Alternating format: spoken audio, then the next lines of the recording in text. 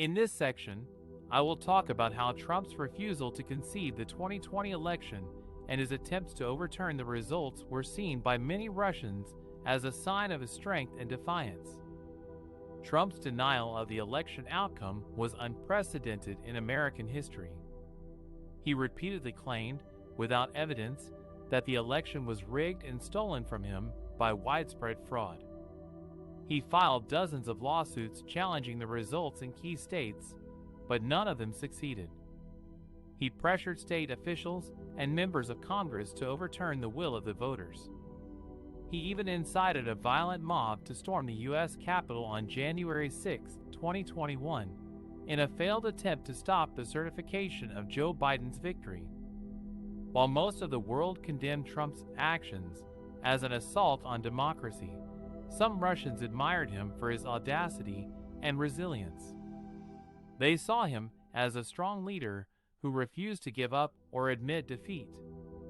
They compared him to Vladimir Putin, who has ruled Russia for more than 2 decades with an iron fist and has faced numerous protests and accusations of electoral fraud. They also saw Trump as a victim of a hostile media and a corrupt establishment that wanted to get rid of him at any cost.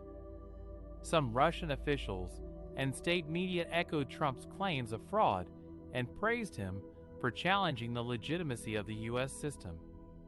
They portrayed the U.S. as a chaotic and divided country that had lost its moral authority and global leadership. They also hoped that Trump would somehow prevail and continue his friendly policies toward Russia, such as easing sanctions and withdrawing troops from Europe and the Middle East. However, not all Russians were impressed by Trump's antics. Some criticized him for being a sore loser and a danger to democracy. They pointed out the hypocrisy of Putin and his allies supporting Trump while cracking down on dissent and opposition at home.